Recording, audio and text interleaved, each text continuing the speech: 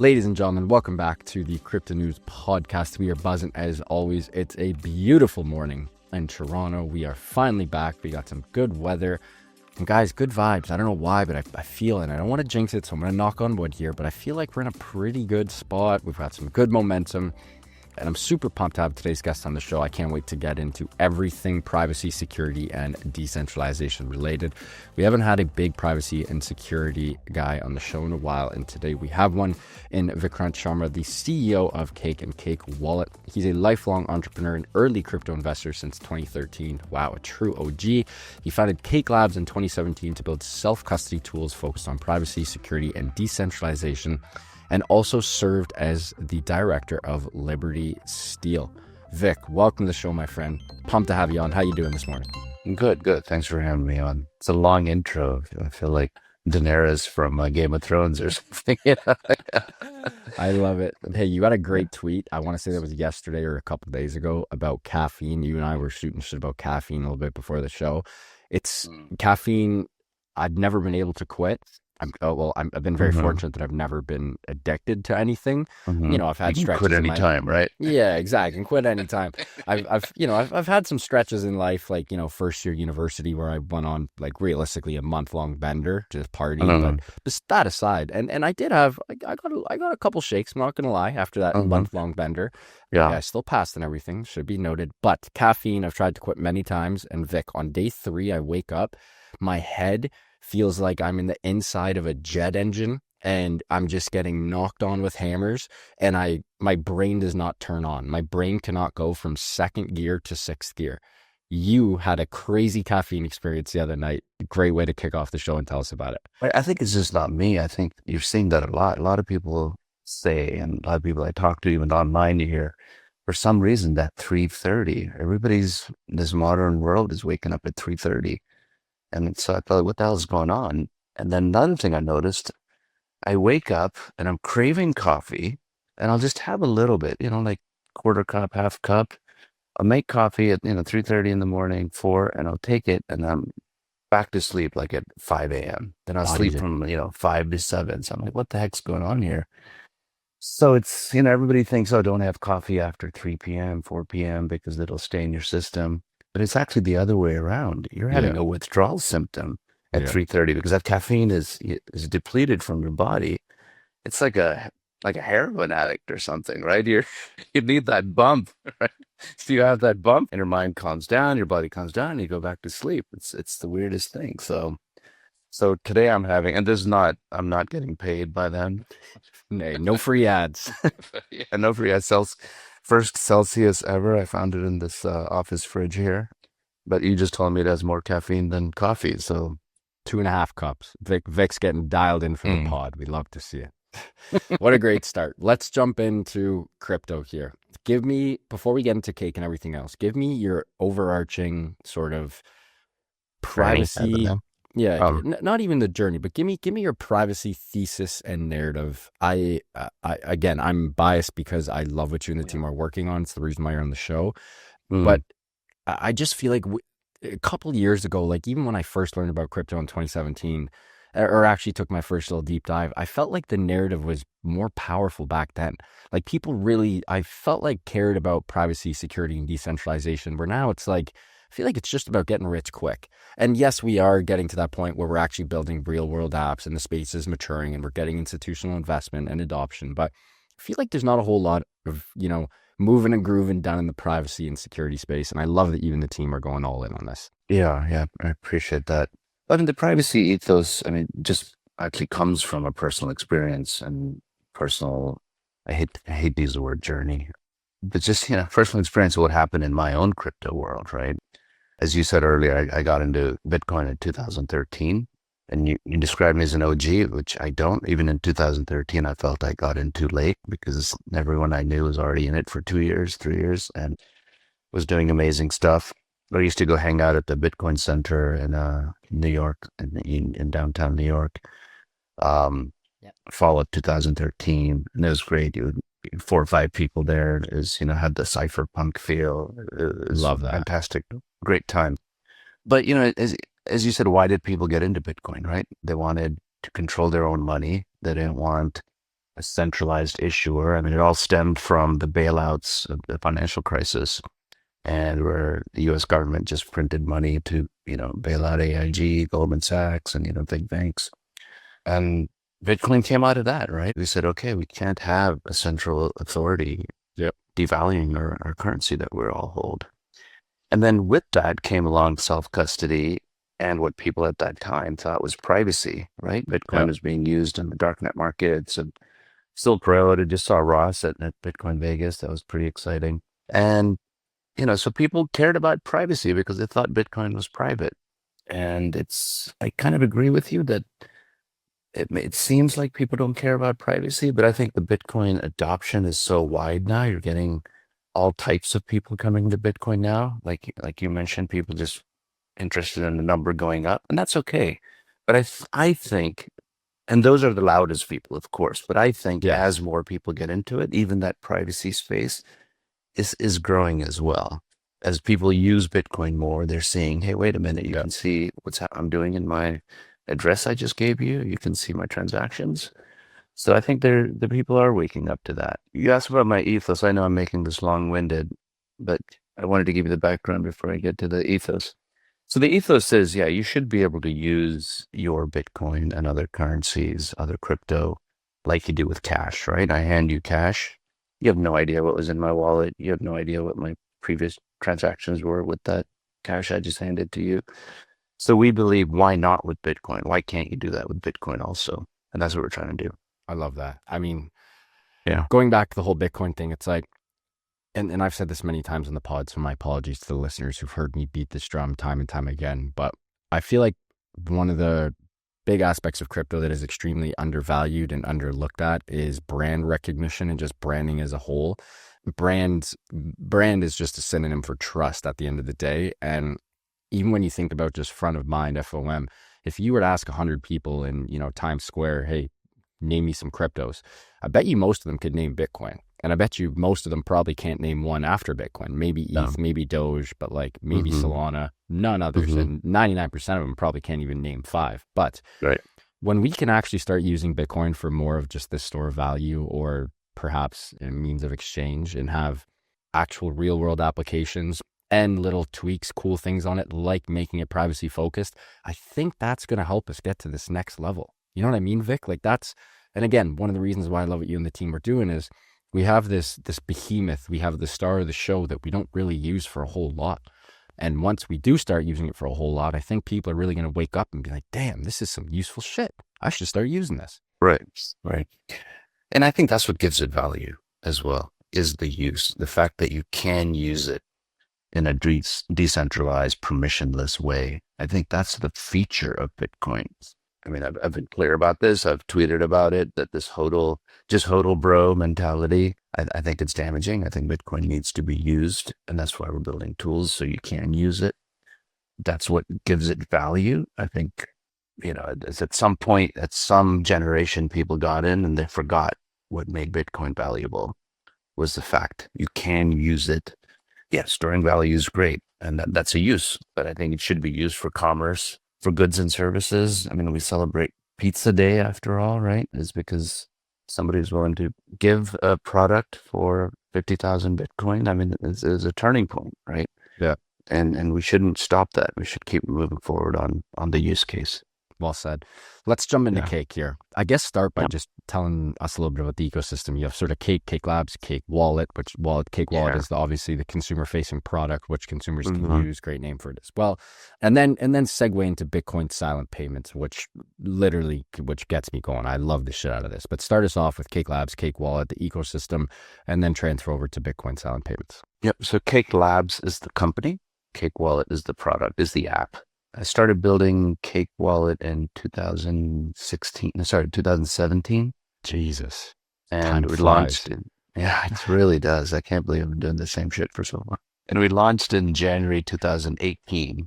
So we've been around for a while. And we started off as a Monero only wallet. So obviously we had that privacy ethos going, from day one, going into the whole project. And then about a year later, maybe a year and a half later, we added Bitcoin and then Litecoin and Ethereum and Xano and a bunch of other coins now. But initially it was Monero only. At that time there was no open source Monero wallet on the App Store, and we wanted to be the first to do it, and we did it. But Bitcoin, as I said, I mean, like I got into Bitcoin in 2013. I consider myself a Bitcoiner. I'm not so much into the tribalism that maybe that's on social media nowadays. But yeah, so after we launched Bitcoin, we were looking at some privacy tools. What could we do to make Bitcoin usable? And then last year we launched silent payments. Did you want to explain that or? Yeah. That's Yeah. that's the start of the show. Jump into that. So, I mean, you've heard Bitcoiners say, don't reuse an address, right? Let's say you want to receive Bitcoin from me and you want to receive Bitcoin from your friend. You should give a different Bitcoin address. You should generate a different address for that wallet, so you can give that to me and you can give it to your friend. So it's kind of a hassle, right? You have to go into your wallet, generate a new address, send it to me, then generate a new address for your friend and give it to him. And that's what you should do.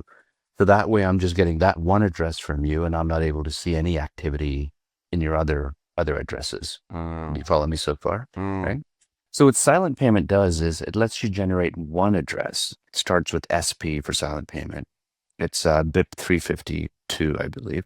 And you give that same silent payment address to me and that same silent payment address to your friend. Now, when I use that silent payment address in Cake Wallet, for example, Cake Wallet will use your silent payment address and generate a brand new on-chain address that only you can access for you. And that's only for you. And when your friend uses that same silent payment address, yet a whole new different address is generated for him, for you, that he can send to. So it's more of a convenience feature more than anything. So rather than you having to generate a new address, send it to whoever wants to send you Bitcoin, now you can just give that same silent payment address to everybody. And even with me as a sender, when I use that same silent payment address next time, yet a whole new address will be New, of generated for you. course. Yeah. So the only downside is there's scanning involved because a new Yeah, address is of being course. generated for you. So we got to scan the whole blockchain or from the last scanned point, right? Synchronized point. So it's a great convenience feature. If you're putting an address online or if you're taking donations, you should put that out as Yeah, your public address. 100%. And, so nobody can see how many donations you've received. Nobody can see where you're sending the donations after that. So it's a great privacy feature. I wish more wallets would support it. And, And this, and mhm, Vic, the only downside here is the lookup mechanism. That's it. yeah, the lookup mechanism. So we've done some things to make that more seamless and streamlined. Is on at least on the Android version. We have background sync. Yep. So you can have it that your silent payment wallet is always syncing every hour, every 4 hours, or once a day, whatever. You can set it up in different ways. When you plug in your phone, when you're in Wi-Fi, we've got all these different settings. So once you have that going on Android, then it works like any other Bitcoin wallet. You don't have to wait for synchronization, maybe a second or two once you turn your wallet on. So we're looking for ways to do that in the iPhone as well, on iOS, so you can have some sort of background syncing, there as well. But yeah, I think moving forward, everybody should use a silent payment address and not use a regular on-chain address. There's really no reason not to, Yeah, like it's, and once that address is generated, if I'm sending you Bitcoin and I use your silent payment address and a new address is generated, once I send you Bitcoin there, it looks like any other on-chain transaction. yeah, It's not going to stick out like a silent payment address that, Coinbase or somebody's going to blacklist you or suspend your account, yeah, Speaking from personal experience. Yeah. yeah. So I think it's a great tool. I'd like to see more wallets integrated. I mean, we're open source, so, steal our code and copy our code, and we're MIT licensed. So totally open source. So use it, and we'd love to see more wallets integrated. I love that. Speaking of wallets, you guys integrated with Payjoin, one of the OGs. Speaking of OGs, I mean, geez, how long has Payjoin been around for? Long time, but we implemented Pagewin version 2, Hmm. which is a serverless solution. So you don't have to run your own server. The original Pagewin, you had to, I believe, Yeah, run your yeah. own servers. I remember I remember looking into that a couple of years ago, and I was when I first sort of really got it in 2020, and I remember looking at it and I was like, yeah, it's above my pay grade. I'm not Yeah, running my own server here. yeah, That's not for exactly. me. I'll just use Monero. Yeah, you just use. Just use Monero. Yeah, but yeah, Payjoin version 2, we just launched it like a couple of weeks ago. I think it's a great privacy feature, it's an it's obfuscation, not Yeah, encryption. So, it yeah, breaks some chain analysis tools for from linking outputs together. I think that as well. I mean, I think anytime me, for example, now I'm like somebody wants me to send them Bitcoin, I was like, download Cake Wallet, send me your Payjoin or silent yeah. payment address, and Boom. we'll do it that way. And also Yeah, forces them to download Cake Wallet. 100%. Yeah, Vic, you're on a roll here. Quick shout out to our yeah, sponsor, the show, Prime XPT. And when we get back, we're going to keep buzzing on everything cake related, privacy and security. And we're going to get into Monero, the OG privacy coin, which has sort of been back in the news recently. Until then, huge shout out to Prime XPT, longtime friends and longtime sponsors of the Crypto News podcast. We love the team at Prime XPT as they offer a robust trading system for both beginners and professional traders. It doesn't matter if you're a rookie or a vet. You can easily design and customize your layouts and widgets to best fit your trading style. Prime XPT is also running an exclusive promo for listeners of the Crypto News podcast. Use the promo code CryptoNews50, that's CryptoNews50, all one word, to receive 50% of your deposit credited to your trading account. Again, that's CryptoNews50, all one word, to receive 50% of your deposit credited to your trading account. And now back to the show with Vic. Okay, take a quick break from Cake. Well, we can talk about Cake and XMR because you offer XMR on the platform. If I read that correctly, Monero. Like, when I just say the word Monero, what does that make you feel? Like, because again, I'm sure me using Monero is a little different than a big privacy guy who's actually in the space and has built an incredible company in the space. What does Monero mean to you, and how they sort of kicked off this whole revolution? yeah. So everything we talked about before your sponsorship shout out, all the things we're trying to do in Bitcoin, Payjoin, and silent payment, and blah blah blah. You can do that today with Monero without thinking about it. Takes no effort. There's no user error to happen with Monero. That's one thing I do like about it.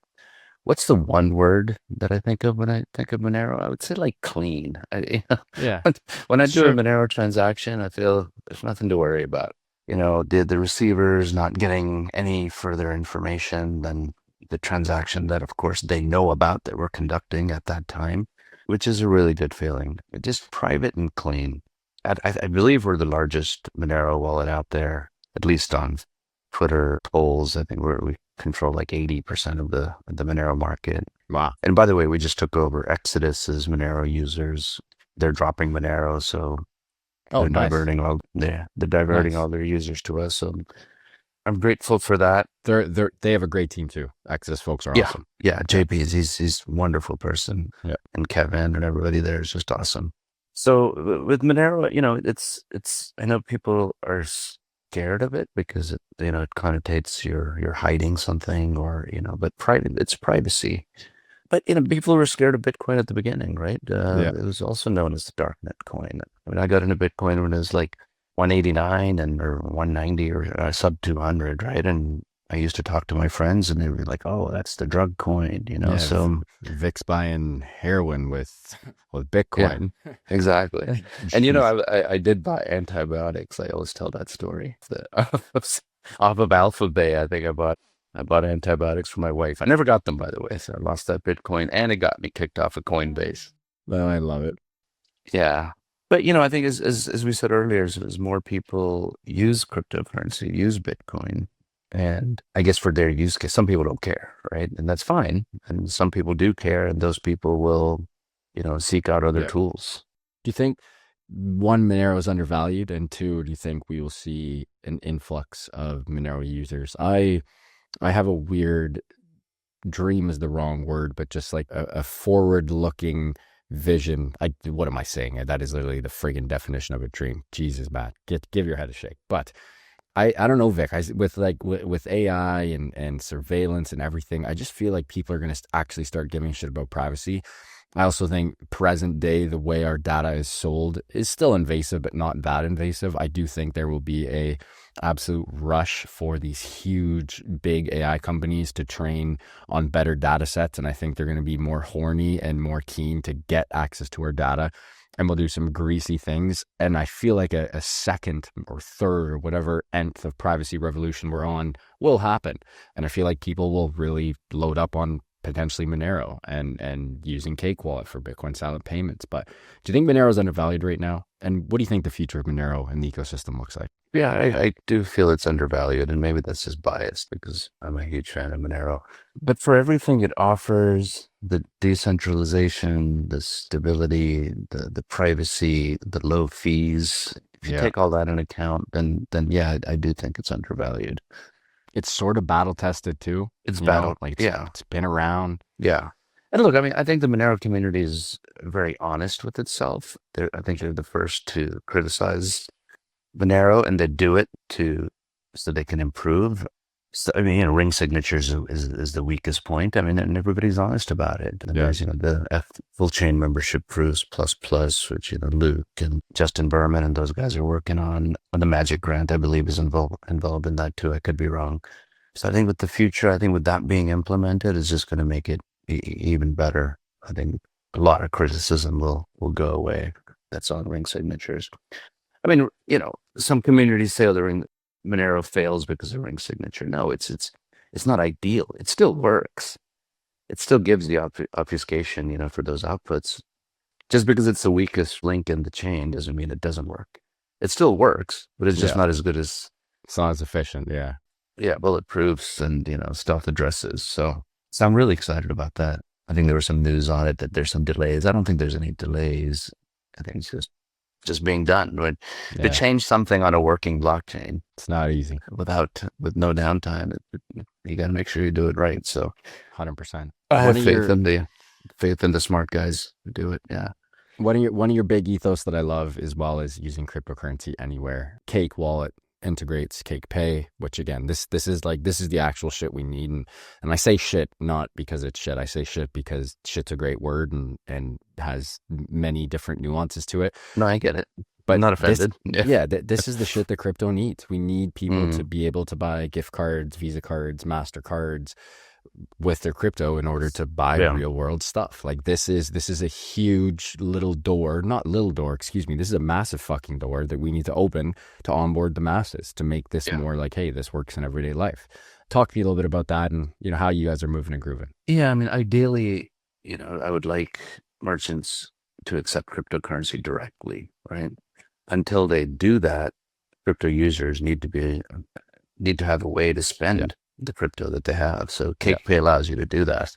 Like you said, you can buy debit cards and gift cards and Cake Pay, and there's a very minimal fee. You can do that today. And the best thing about Cake Pay is you can kind of use it as a replacement for Google Pay and Apple Pay, because you can get the exact amount. Let's say you're at I don't know, it always why Chipotle always, but let's say you're standing in line at Chipotle and they give you the total. You can buy a Chipotle gift card for exactly that amount right then and you can pay with Monero or Bitcoin or Litecoin. And now we're actually supporting Litecoin MWeb as well, for Cake Pay payments. And you can buy that and you can pay right then. You'll get it delivered in a few seconds. The card will be delivered to you in a few seconds. Just have them scan it or give them the number and you pay and you're good to go. It's been really popular. I mean, we started that 2 years ago and it's grown every single month. And whenever we shut down for maintenance, we definitely hear it from our users like, It's a good thing. What's going on? I need my Amazon card or I need this card. And, so we love to hear that. It's been really popular. Soon we're going to have in-app delivery. We used to have that 2 years ago, but then one of our suppliers stopped supporting cryptocurrency. But we're working with new suppliers where we're going to actually have in-app delivery. So right now you have to go to the website, cakepay.com, to redeem your card. But soon, hopefully in a few weeks, you'll be able to get it right in in the app. And we're going to have a add to your Apple wallet or add to your Android wallet. And boom, you click on that and it'll add it. I mean, Apple I use it all the time. Yeah, Apple Wallet's an incredible piece of tech. Like, it's so good. Question. So like I'm always testing, right? So look at all the cards. I love it. Testing. Well done. Yeah. And this brings a really good point here, Vic, where it's like, and I've thought about this a lot. Normally in life, in order to disrupt an ecosystem, you need to provide a better solution. Better, again, very nuanced word. It can be more efficient, it can be cheaper, whatever, but it's got to be better. Right now, like MasterCard and Visa, like the current credit card rails are still awesome, like generally speaking. Like I spend some time in Latin America. A lot of the time you can't use Apple Pay. It's a little fucky. It's not as easy. But like in Toronto or New York City, like half the time, and my dad gives me shit about this all the time. Half the time I don't even bring my wallet. Yeah. He's like, you're a man and you don't carry cash on you. Like, what are you doing? And he's got a point. Like he does have a point. I'll give him that. You throw a few bucks in your pocket.